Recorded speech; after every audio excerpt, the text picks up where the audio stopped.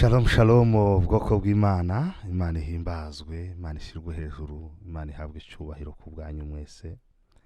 Turahimbaza Imana nyiribihe igira imbaraga n'ubutware, Imana igira ubushobozi n'icyubahiro, Imana irengeye amagambo y'abantu n'ibitekerezo byabo. Turashima Imana ku bwanyu mwese, turahimbaza Imana nyiribihe yatugeneye ibihe byiza bya Pasika. Imana ishimwe ko tugejeje 2020 mu kwezi kwa kane aya matariki. Nzi neza ko ari igihe cyiza, nubwo igihugu cyacu ndetse n'isi yose muri rusange turi mu bibazo bikomeye bya coronavirus. By'umwihariko nk'abanyarwanda twaba turi mu bihe bikomeye byo kwibuka jenoside yakorewe abatutsi. Imana ikomeze abanyarwanda n'u Rwanda muri rusange, ariko by'umwihariko Imana ikomeze abashitse ku icumu rya jenoside yakorewe abatutsi. Nihangane aho muri hose, Imana ibakomeze, Imana ibahe kwihangana muri byose, mubona ukuboko kw'Imana n'imbaraga z'Imana. Ndabifuriza Pasika nziza aba Calvary mwese. Calvary bari Kigali, Imana ibagirire neza. Calvary muri Nairobi, Imana ibahe umugisha. Calvary Bukavu, Imana ibahe umugisha kandi barwanirire. Calvary members bari hirya no hino ku isi, Imana ibahe umugisha. Munyemerere kandi munyumve iri jambo nivuze bivuye ku mutima ngo Pasika nziza. Turi kumwe namwe, tuzakomeza kubana namwe muri ubu buryo bwa online, ndetse no gukurikirana amateraniro nyine yafashwe muri ubu buryo. Imana ibahe umugisha. Mujye mugerageza musangiza abandi link ijambo ry'Imana kugira ngo twese dufashwe tugire ibihe byiza kandi tube mu mwanya w'Imana, dufate umwanya wo kwegera Imana no gusenga. Turi ku wa gatandatu. Uyu ni umunsi ukomeye.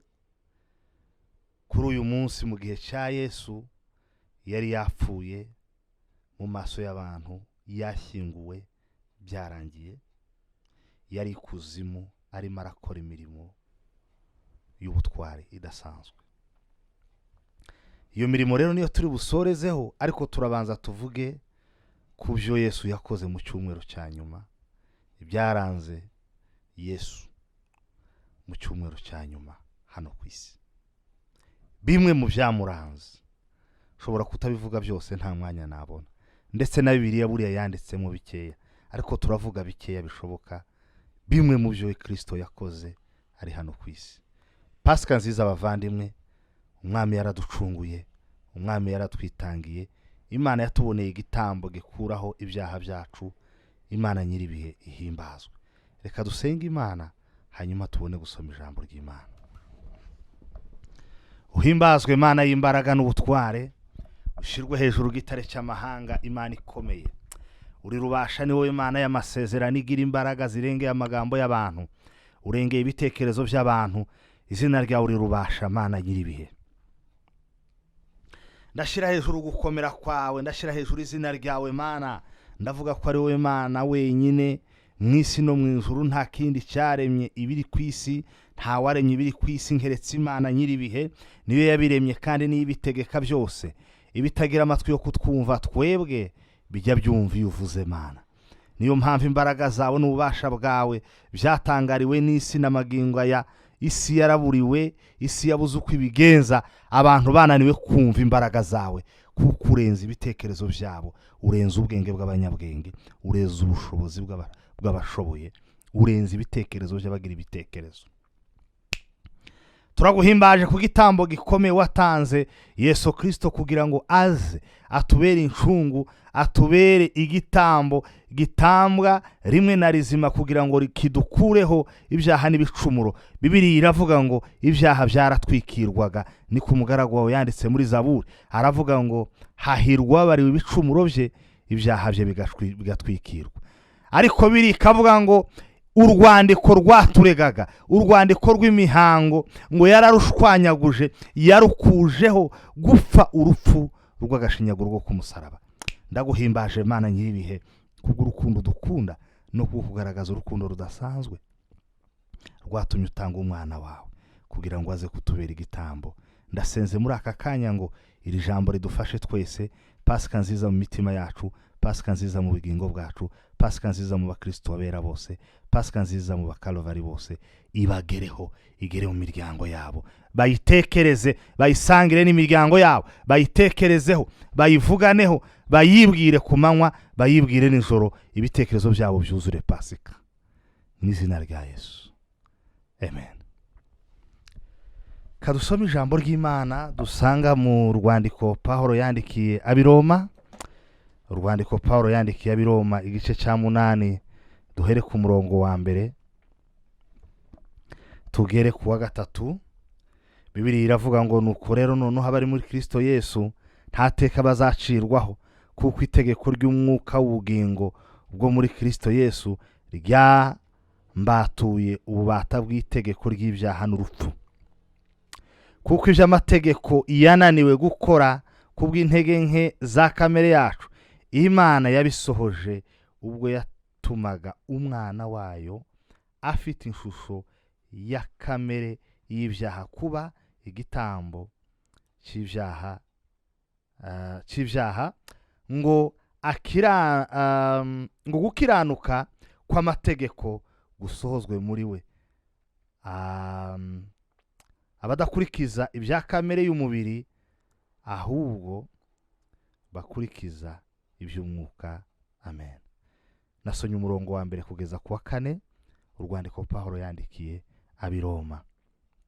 Abari muri Kristo Yesu nta teka bazacirwaho, kuko itegeko ry'umwuka w'ubugingo bwo muri Kristo Yesu ryambatuye ububata bw'itegeko ry'ibyaha n'urupfu.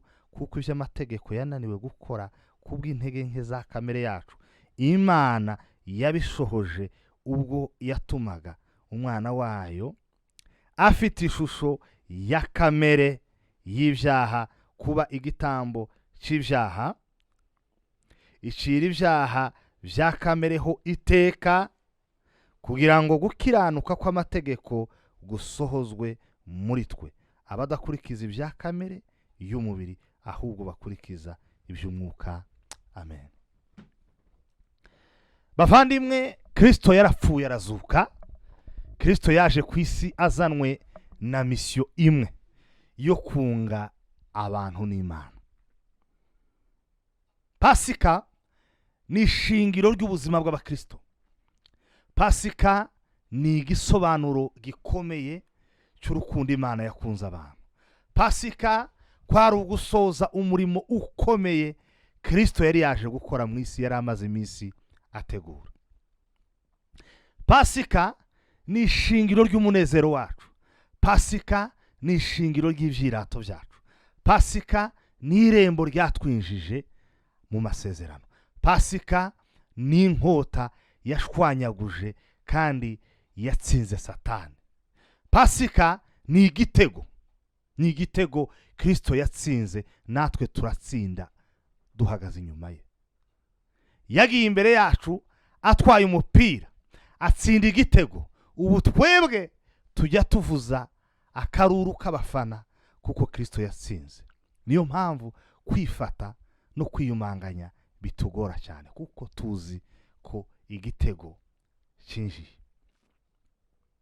Kandi twaratsinze. Ntabwo Kristo yatsinze igitego ngo bakimwishure. Oya, yaratsinze, kandi nyuma yo gutsinda nta wundi wabonetse, nta n'uzaboneka wo gukontrediza iyo nsinzi ya Kristo.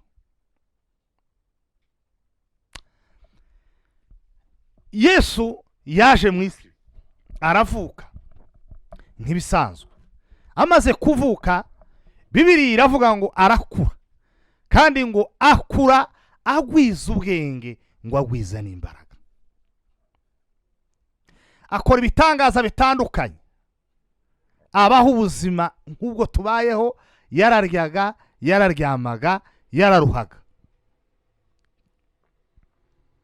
Intego y'Imana kwari ukugira ngo Kristo aze mu shusho y'umuntu. Ubushize narabibabwiye, Bibiliya iravuga ngo si ibyo gushidikanya, ngo ubwiru bw'Imana burakomeye cyane.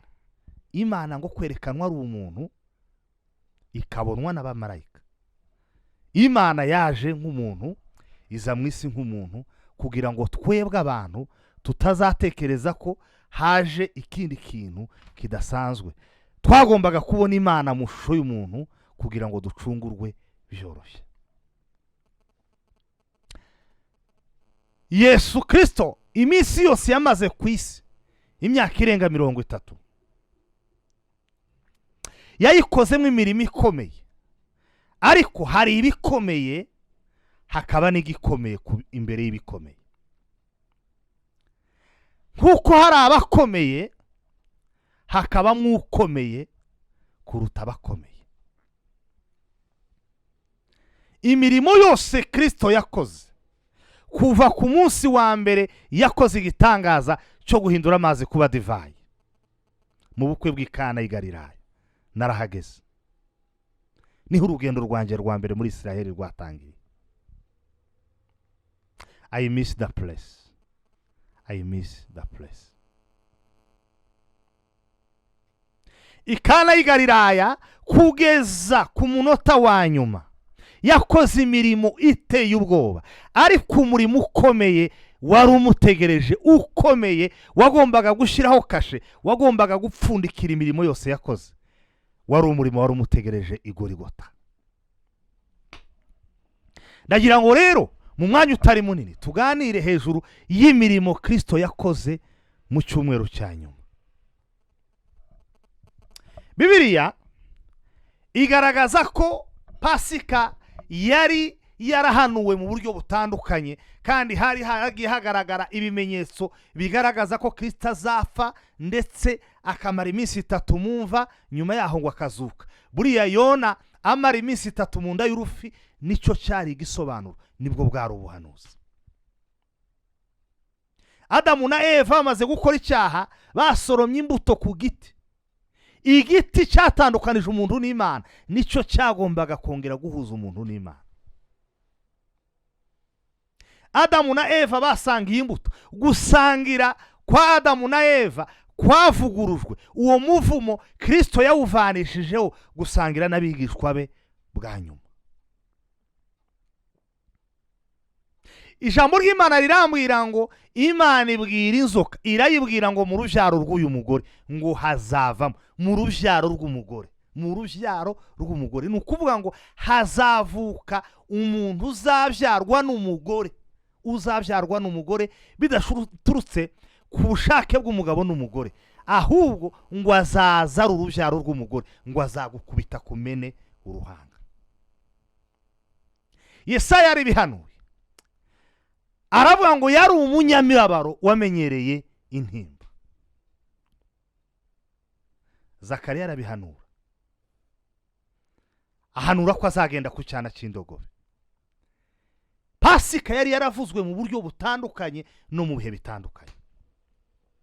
Imana yabwiye Abisiraheli, irababwira ngo mbere yuko muva mu Egiputa, ngo mubanze mufate umwana w'intama mu mubage, musiga amaraso ku nkomanirizo z'umuryango, ngo hanyuma marayika murimbuzi ngo naza ngo agasanga inzu iriho amaraso aratambuka. Nicyo gisobanuro cya Pasika. Pasika bisobanura pass over, kurengwa, kurengana. Bageze mu butayu, inzoka ngo zirabarya, inzoka z'ubusagwe zirabarya. Imana ivugana na Mose, iramubwira ngo umanike inzoka, ufate inzoka uyicure mu muringa, ngo nurangiza uyimanike, ngo numara kuyimanika ngo ubwire Abisiraheli ngo bajye bunamuka barebe iyo nzoka. Unamuka wese akareba iyo nzoka imanitswe, ngo arahita akira. Byasobanuraga uzamanikwa, kandi nyuma yo kumanikwa abamuhanga amaso bakazakira. Abahanze amaso umusaraba wa Kristo ntabwo bazapfa. Yesu ubwo yarabyivugiye, aravuga ngo unyizera ngo naho yaba yarapfuye ngo azongera azuke. Gutumbira Kristo, gutumbira umusaraba wa Kristo bijya bituma amaso yacu adahuma burundu, bijya bituma tugumana ubuzima buhoraho. Muvuge ngo haleluya.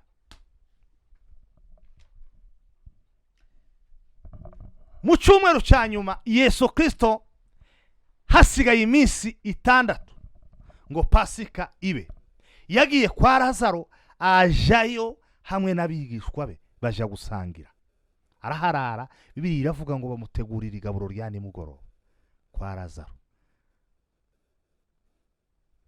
n'abashiki be. Aha niho wa mudamu Mariya yafashe amavuta ngo akomoka mu gati kitwa narada, ngo amavuta yari afite agaciro kangana n'umushahara umuntu yakorera umwaka wose, ngo arayafata yose ngo yamumena ku birenge, ngo arangije yahanaguza umusatsi we. Bibiliya ikavuga ngo abantu baramwitotombera uhereye ku ntumwa ze, ngo baritotomba cyane cyane umuntu witotombye ngo yari Yuda, ngo yatekereje ukuntu ayo mafaranga apfuye ubusa, we yafashe translatinga ya mavuta ayavunjamo amafaranga, ngo aravuga ngo aya mafaranga apfuye ubusa. Aha bari Betaniya, hahandi kwa Lazaro wari warapfuye, aramuzura nyuma y'iminsi 4. Bavuye aho Yesu yerekeje i Yerusalemu ahetswe n'icyana cy'indogobe. Bibiliya iravuga ngo atuma abigishwa be ngo arababwira ngo nibagende ngo barasanga icyana cy'indogobe kitaraheka umuntu, ngo aho kiziritse, ngo nibarangiza bakiziture bakizane kigende kimuhetse. Ababwira ijambo, arababwira ngo ubabaza ngo murajana hiyo ndogobe, ngo mumubwire ngo umwigisha ni widutumye. Bafata icyana cy'indogobe bakimushiraho baragenda. Bibiliya iravuga ngo bari bamo bitegura iminsi mikuru i Yerusalemu. Hari abantu benshi batandukanye bavuye imihinga yose baje bari kwitegura iminsi mikuru. Bibiliya ikavuga ngo habaye igitangaza gikomeye. Abantu bataze epfo batazi ruguru bahimba indirimba ako kanya, barayirepeta ako kanya, Imana irayibashoboza ako kanya. Imana ije mu mitima yabo ya buri muntu wese, ngo bafata imyenda, bafata n'amashami y'imikindo ngo bayarambika mu nzira, batera indirimbo ikomeye, baravuga ngo Hoziyana Hoziyana, ngo hahirwa uje ngo mu izina ry'Uwiteka Imana. Yesu yinjira mu murwa wa Yerusalemu ahetswe n'icyana cy'indogobe. Ubuhanuzi bwahanuwe na Zakariya waburasohoye.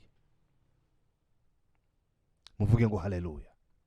Amasezerano twabwiwe n'Imana azasohora, ibyo twavuganye n'Imana bizasohora.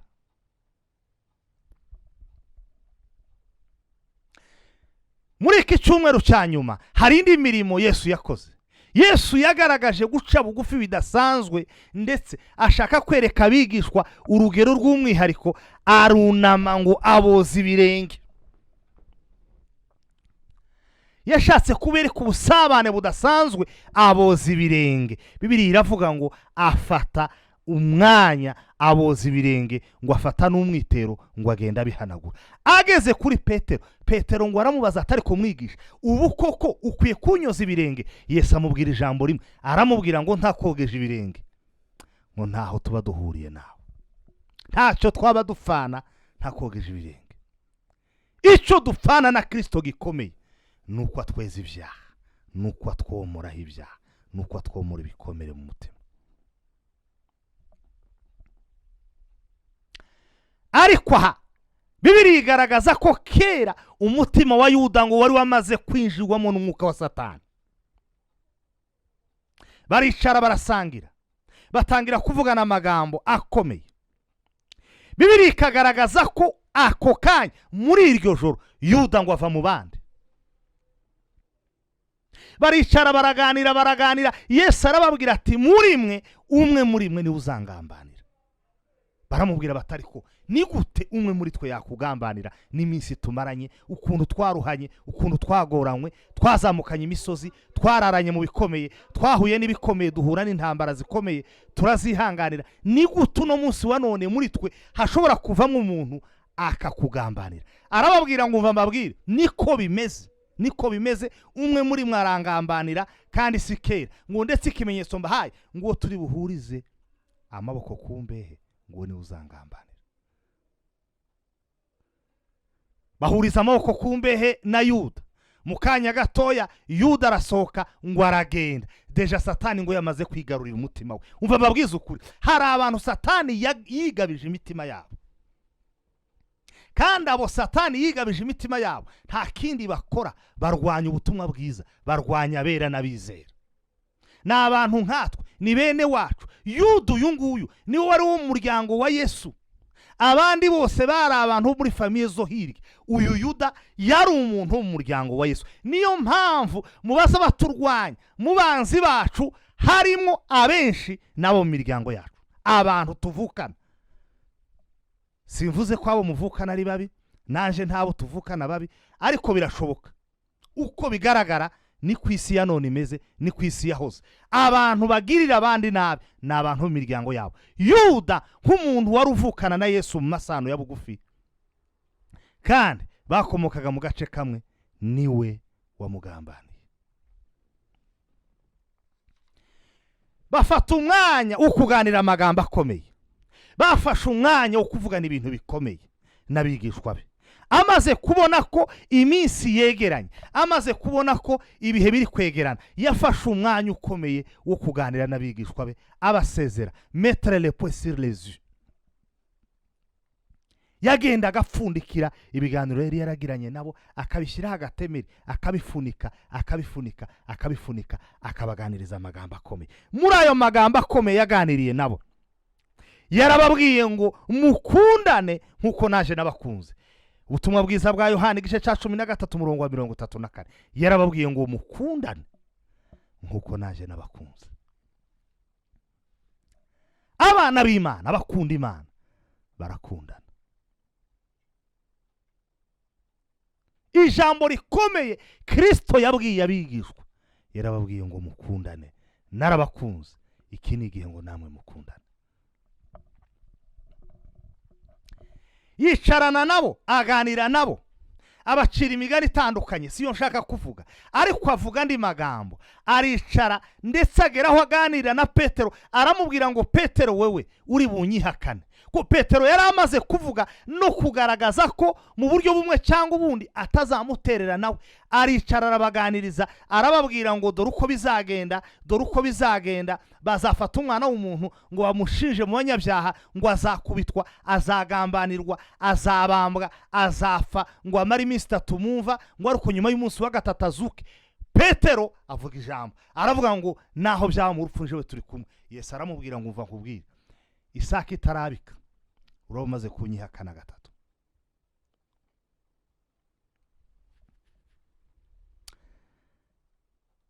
Atangira kubaganiriza, arababwira ati nyamara abantu b'Imana, bana banje, twabanye muri ibi bihe, mwirinde mutazayoba kandi mwirinde guhagarika imitima yanyu. Mwizere Imana, naje munizere. Mu rugo kwa data iyo ngiye hari amazu menshi, ngo kandi yatahaba ngo mba mbibabwiye. Toma aramubaza atari ko inzira tuzayimenya dute mwigisha? Arababwira ngo inzira ntabwo mwayiyoberwa. Arababwira ngo ninje nzira n'ukuri n'ubugingo, ngo kuko ntawe ujya kwa data ntamujyanye. Utaramenye ntiyamenye data, utarankurikiye ntiyakurikiye data, nyamara uwamenye yamenye data, kandi uwankurikiye ari mu nzira imuganisha mu bwami bw'Imana. Amagambo akomeye Kristo yavuganye n'abigishwa mu cyumweru cyanyu. Irindi jambo, yarabasezeye, arabasezera, afata umwanya. Abonye ibintu bimaze kumuhagarara imbere, abonye urupfu rumwunamiye, abonye urupfu rumwegereye, abonye ibihe bimwunamiye, abonye ibihe bimwegereje, abonye ibintu bikomeye, afata umwanya arabasezera. Ngewe sinjya ntinda kubyo yavuganye n'abafarisayo, sinjya ntinda kubyo yavuganye n'abasadukayo, njya ntinda ku mwanya wa nyuma w'ibintu yavuganye n'abigishwa. Haleluya Baba mutakatifu. Amagambo yavuganye n'abigishwa arakomeye, ni amagambo yagaragazaga ko hari ijambo arimo arapfundika, yarimo apfundika, hari ibintu yarimo apfundika mu bigishwa. Arabasezera, ababwira ijambo rikomeye, abereka ko bazangwa, abereka ko bazarengamo. Yesu Kristo ntabwo yigeze adusezeranya ubuzima bworoshe. Kumenya Imana ntabwo ari ugusingira ubuzima bukoroheye ngo ujye unezerwa ku manywa, unezerwe nijoro, abana bagutunganire, ubutunzi bube bwinshi, ushaka akazi ukabone, wambare neza, urye neza. Oya. Yesu Kristo asezera abigishwa be yababwiye amagambo menshi, ariko hari amagambo akomeye abiri yababwiye akomeye, ngo arangize abonye ari amagambo akomeye ateye ubwoba, yongeraho irindi rya gatatu. Yarababwiye ngo icyambere bazabanga abantu, bazabanga abantu, banga abakozi b'Imana, abantu banga Imana, abantu banga abakorera Imana, abantu banga iby'Imana. Nimba ukorera Imana warahananitse agatuza ngo abantu bazagukunda, nta muntu uzagukunda. Yesu yaravuze ubwe ngo umugaragu ngo ntaruta shebuja. Arababwira ngo nimba abantu baranyanze ngo bazabuzwa n'iki mwebwe kubanga. Arababwira ati bazabanga, abantu bazabahagurukira babanga, ariko nibabanga ngo muzibuke kandi mwibukiranye ko ari jyewe mukoresha wanyu babanje kwanga. Arababwira ikindi ati bazabagambanira, bazabagambanira, bazabanga. Nyuma yo kubanga ntibazarekeraho, bazajya bakora utunama two kubagambanira. Nahoze numva ejo bundi ubuhamya bw'umukozi w'Imana Zigira Inshuti pasiteri muri ADPR, numva ukuntu abantu bamugambaniye ngo bageraho bategura abahanuzi bo kujya guhanura, ngo bahanure ko hari ibyo yakoze, ngo bahanure ko afite abana mu gasozi, ngo bahanure ko afite undi mugore. Byaramfashije cyane nubwo bibabaje, kandi Imana imuha amahoro n'umugisha bwose yaramfashije. Bazabagambanira. Abantu bajya bagira ngo bagambaniye intumwa za cyagihe, ngo ubu ngubu ho ntibishoboka. Nubu abakorera Imana bya vrai baragambanirwa. Nawe uhagurukiye gukorera Imana witegure kugambanirwa. Abantu bazakugambanira, bazakora inama zo kukugambanira. Bazabanga babagambanire. Yumvise aya magambo akomeye, arareba, ndamukunda Yesu, ndamukunda Data, arakagira inka, arakagira abantu, arakabona bamuramya n'abamuhimbaza ku manywa na nijoro. Aravuga ijambo rikomeye, aravuga ngo amahoro yanje, amahoro yanje, visa la mare de breje nigeri vene de brozene forme de base. Amahoro yanje nagendanye abantu banyanga, amahoro yanje nazanye ku isi, amahoro yanje ndayabahaye. Nimwakira amahoro y'Imana bavande, nimwakira amahoro y'Imana. Amahoro yanje bigishwa banje twagendanye ndayabahaye.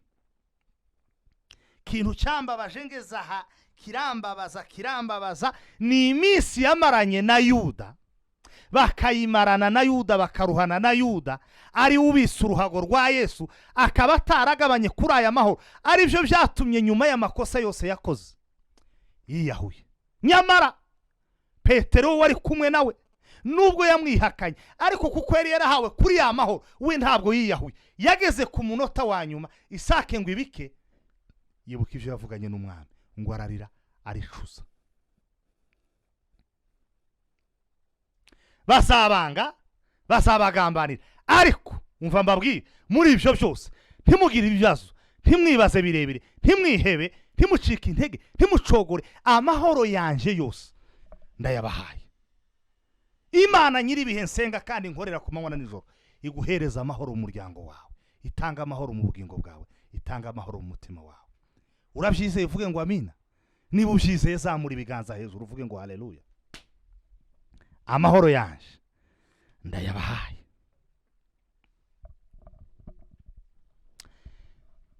Asangira n'abigishwa be Pasika kwa Ntuza, barayisangira. Bageze ku munota wa nyuma, avuga ijambo rikomeye, afata umwanya wo gusengera abigishwa. Bibiliya iravuga ngo asengera abigishwa ngo n'abandi bose bazamwizera, kugeza kuri twebwe, kugeza ku bana bacu n'abandi bazadukurikira, ngo asengera abigishwa ndetse ngo asengera n'abandi bose bazamwizera. Umva amagambo akomeye yavuze mu ijambo ry'Imana. Bibiliya iravuga ngo yubura amaso areba mu ijuru, aravuga ati Data,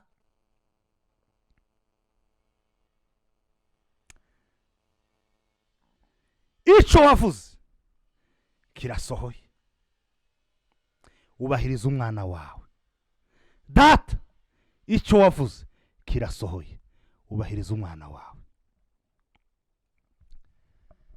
yongeraho irindi jambo aravuga ngo aba bantu abangaba bari mu bibazo, ariko ubu nibwo bugingo buhoraho, ko bakumenya, bakamenya ko ari wowe Mana ishobora byose, bakamenya ko ari wowe Data ukuriye byose, bakamenya ko ari wowe Data wantumye, bakamenya ko imbaraga zawe arizo ziri kumwe naje kandi arizo ziri kumwe nawe. Ubu nibwo bugingo buhoraho, ko bakumenya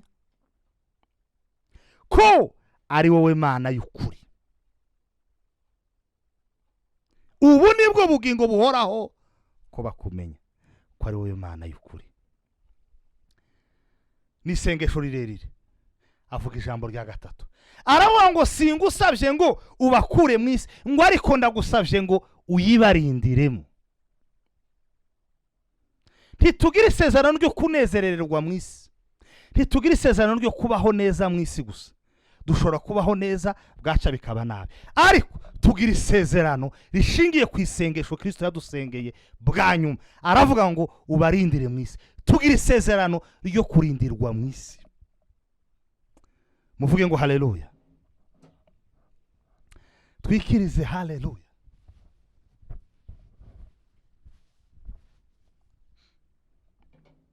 Tugira isezerano ryo kurindirwa mu isi. Amaze gusengera abigishwa iri sengesho, Bibiliya iravuga ngo aja mu kashamba ka Getsemani, afata abigishwa be batatu, Petero na Yohana na Yakobo, bene Zebedayo bombi, bajana nawe mu gashamba ka Getsemani. Barasenga, batangira gusenga. Batangiye gusenga kuko bari bakesheje ijoro badasinziriye, ngo barahunyiza. Petero na Yohana na Yakobo barahunyiza, batangira gusinzira. Aricara arababwira ngo umva mbabwire, mube maso mutagwa mu moshya. Yigira imbere ngo arasenga. Aha yari kubise, yari matekereza ikintu kigiye kuba, yari afite igitekerezo cy'ibintu bigiye kuba, yari amaze kubona ishusho neza y'ibintu bigiye kuba. Atangira kwibaza uko bigiye kugenda, ngo asiga bigishwa, atera intambwe hatoya, ngo nk'ahantu umuntu yotera ibuye. Nagashamba nagezemo, naranezerewe cyane kukageramo. Nasanze nk'ibiti bimaze imyaka 3,000 birenga, ibiti bihari n'uyu munsi wa none birahari. Asenga isengesho, aravuga ngo Data, nimba bishoboka iki gikombe ukindenze. Ariko avuga ijambo rikomeye, yarabonye ko agiye gucika intege. Aravuga ngo ariko bye kuba uko nshaka jewe, ngo ahubwo bibe uko ushaka wowe Mana. Aragaruka asanga abigishwa basinziriye, arababwira ati ariko ntimushobora kubana amaso nanjye umwanya muto yabyibuze. Ariko birivuga ngo amaso yabo ngo yararemereye cyane. Mu yandi magambo bari bafite iroro ryinshi, mu yandi magambo ibitotsi byari byinshi. Ngo arabasiga kandi arongera aragenda arasenga. Ubwa gatatu agarutse arababwira ati noneho nimuryame. Mu kanya gatoya ngo arababwira ngo nimubyuke, ngo noneho ungenza, ngo arahageze. Bibiliya ivuga ijambo ryiza, igaragaza ko Yuda yari yaje afite igitero gikomeye, ngo bazanye impiri n'inkota, ngo baje kumufata. Yesu avuga ijambo ryiza, Luka niwe wabyanditse. Aravuga ngo muje kumfata nk'abafata umwambuzi, nagendanye namwe igihe kirekire, ntabwo mwigeze mungenza gutya. Ngo ariko uyu munsi wa none muje kubikora, muje kumfata nk'abafata umwambuzi. Nagaburiye abana banyu, nabakirije indwara, nakoze ibitangaza bikomeye, nta muntu nambuye, nta muntu nishe, nta muntu nibye, none muje kumfata nk'abafata umwambuzi. Ariko avuga ijambo ryiza, aravuga ngo iki ni igihe cyane, ngo ni igihe cy'ubutware bw'umwijima. Hari igihe umuntu ajya agera mu bihe bikomeye akibaza ngo kubera iki?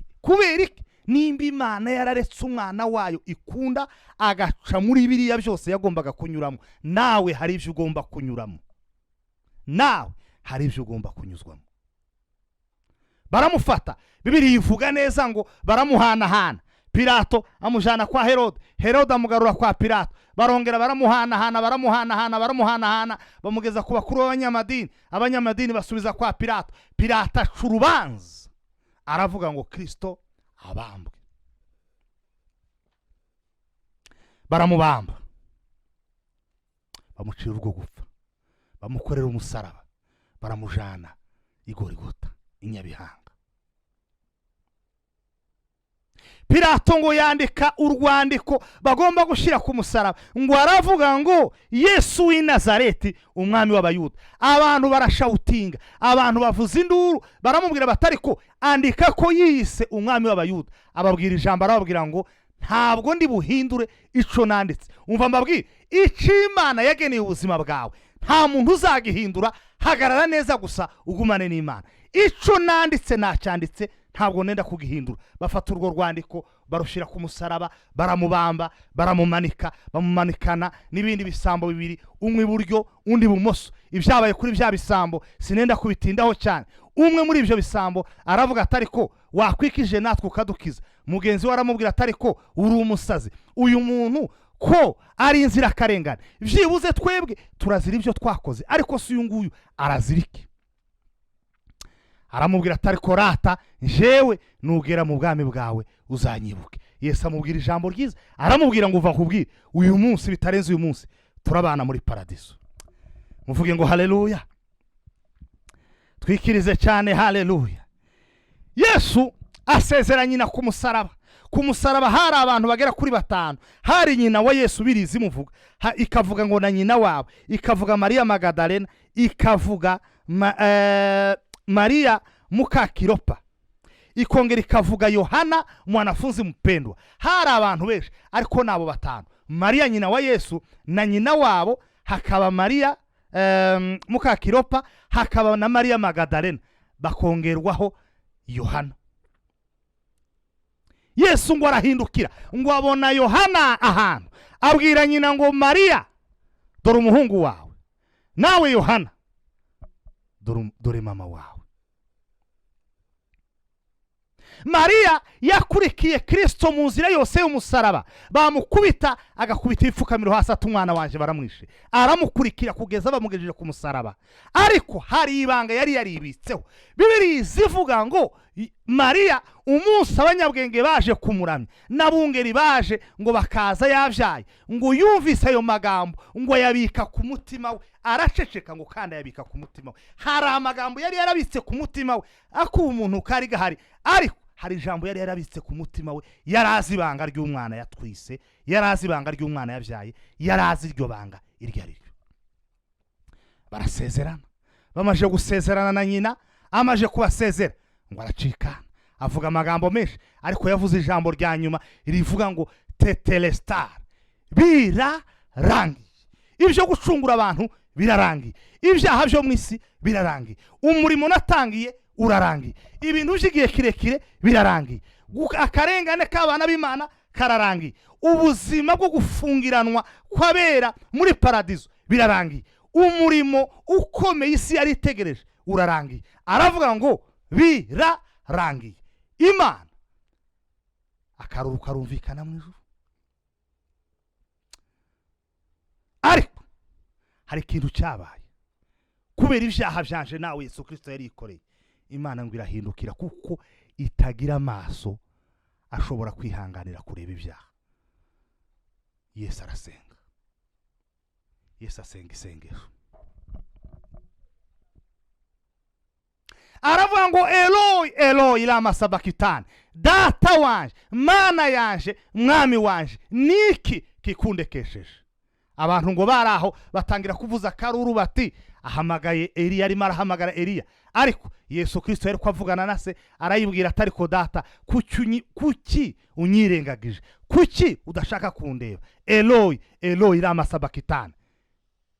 Amaze kurangiza bwa nyuma avuze ngo birarangiye, Bibiliya iravuga ngo aracikana. Ubundi byari bimenyerewe ko bagomba kuza ngo bakagenda bavunagura abantu amagufwa, bavunagura amagufwa, bavunagura, ariko ngo bagiye kumugeraho basanga yacikanye, byarangiye.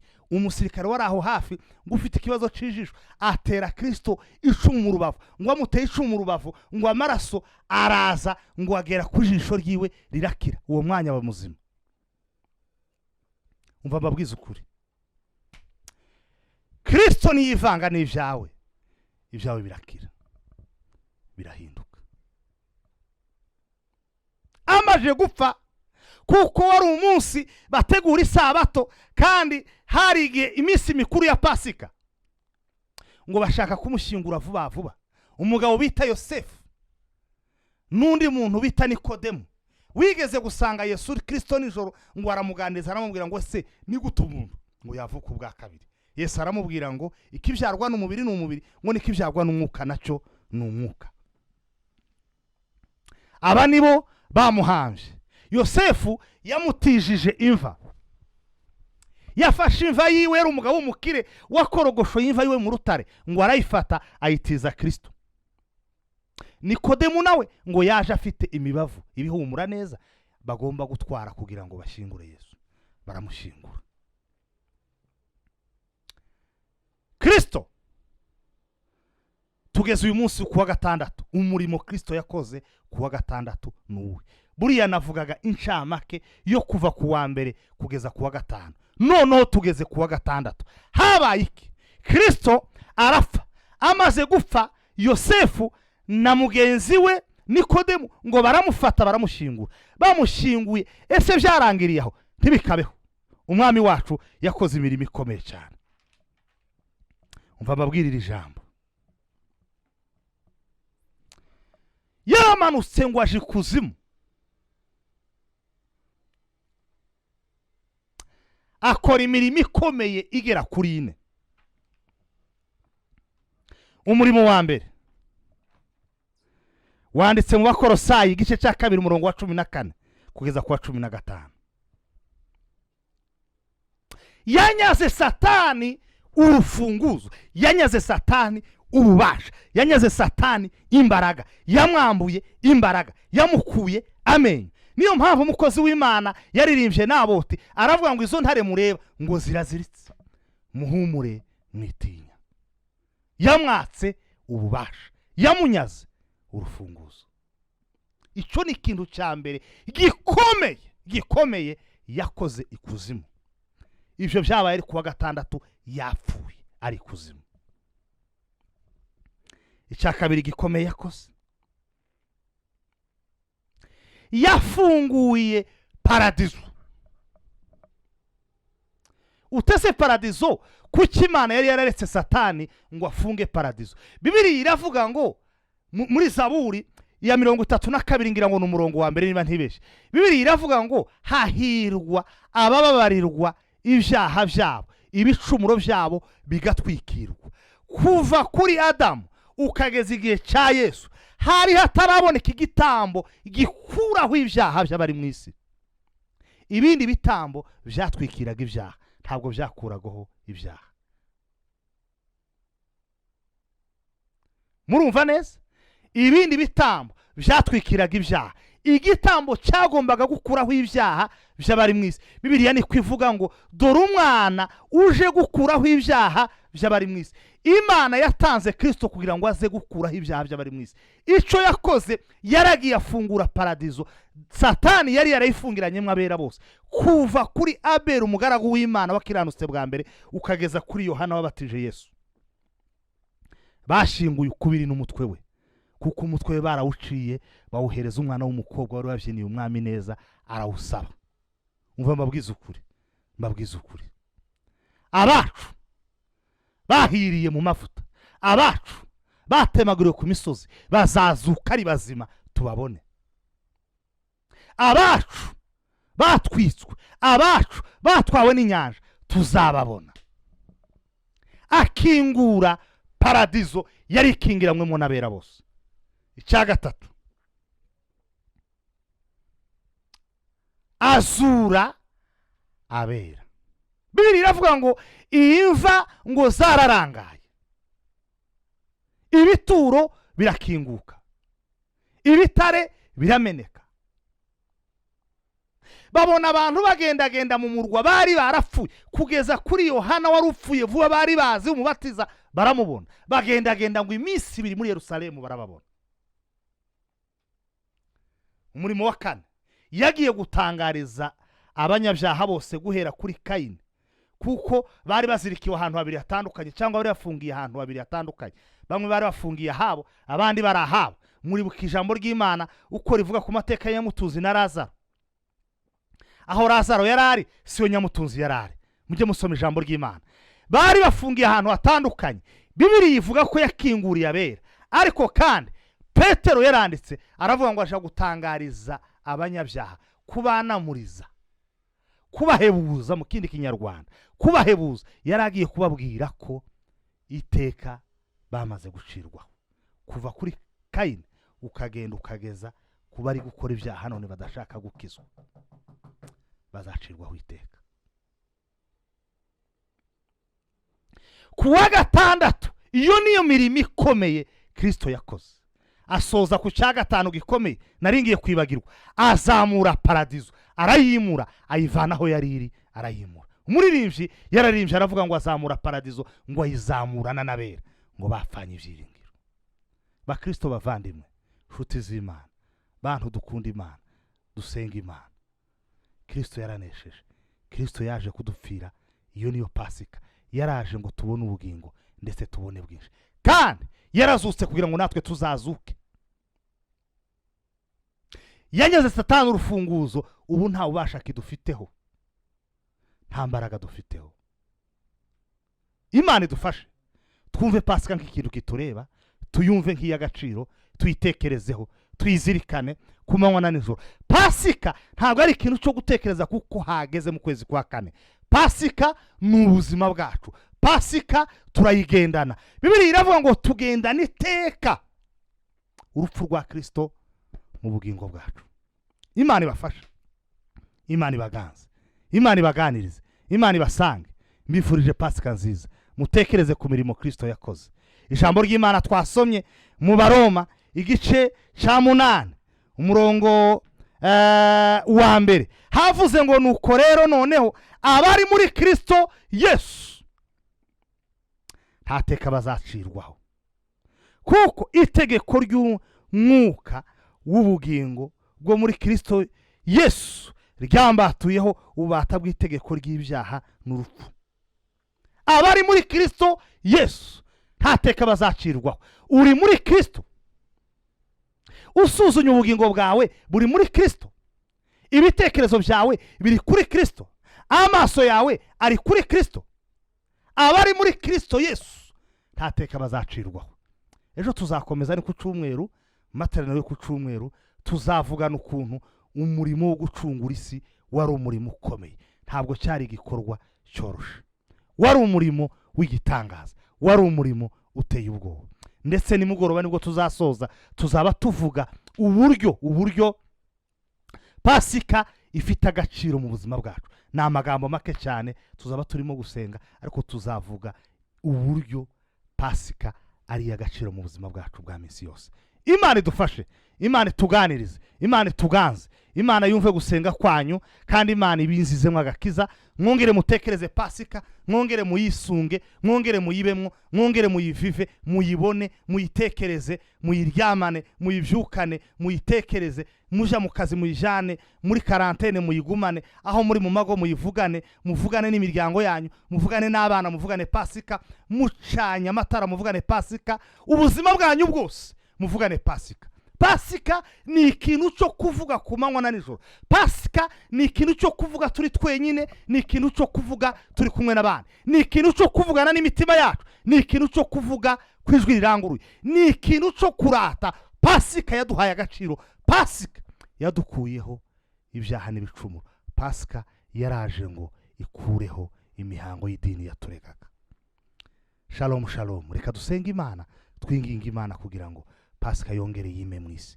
Abantu benshi ntabwo bakunze Pasika, abantu benshi baraguye bavuye mu byizerwa. Twongere twinginga Imana, tuyibwire ngo Mana ufasha abantu bawe, ufasha abakwizera n'abakwiringira, babe mu bihe byawe, babe mu mwanya mwiza, basenga uko bikwiye, bazamura urwego rwabo rwo kumva Pasika no kuyibamo, bamenye agaciro kandi bazirikana agaciro k'ibyo Kristo yakoze ku musaraba.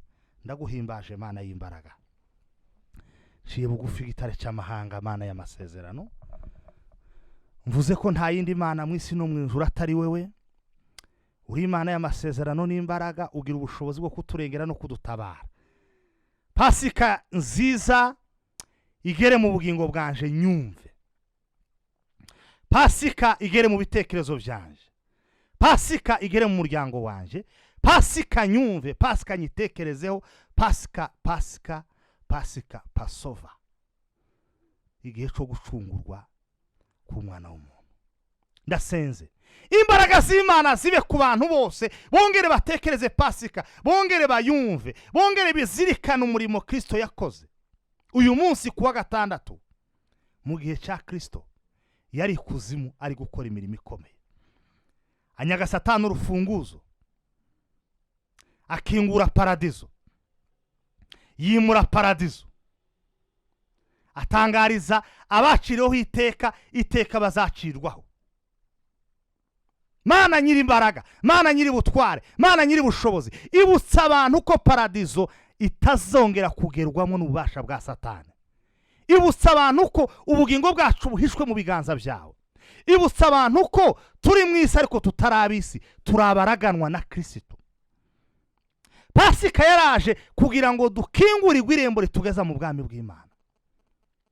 Icyazanye Kristo ni ukugira ngo atubere ikiraro kituvana mu isi katwinjiza mu bwami bw'ijuru. Imbaraga zawe zitubeho, ubutware bwawe butubeho, icyubahiro cy'Imana kiganza ibihe byose mu izina rya Yesu, amen. Reka dusengere iyi weekend, buri muntu wese asenge, dusengere iyi weekend, uyu wa gatandatu usengere, dusaba Imana kugira ngo ibane natwe, idufashe, itugirire neza. Uyu wa gatandatu tuzabona ukuboko kw'Imana, n'ejo ku cyumweru tuzabona imbaraga z'Imana. Dusengere n'igihugu, dusengere igihugu muri rusange, n'isi yose muri rusange, tubwire Imana ifashe isi, kubera ko isi iri mu bibazo bikomeye, iri mu bihe bikomeye, iri mu bihe biteye ubwoba. Isi irimo iranyuzwa mu bihe bikomeye bidasanzwe. Tugomba kubwira Imana ikagira ibyo ihindura. Ibi bintu byagombaga kumara amezi 8. Ibi bihe byagombaga kumara amezi 8. Isi yose yacuze umwijima, kandi hagapfa abantu barenze abo muri mu kubona bapfa. Uyu munsi wa none hamaze gupfa ibihumbi 100 birenga ku isi yose. Hamaze kwandura abantu barenga 1,600,000.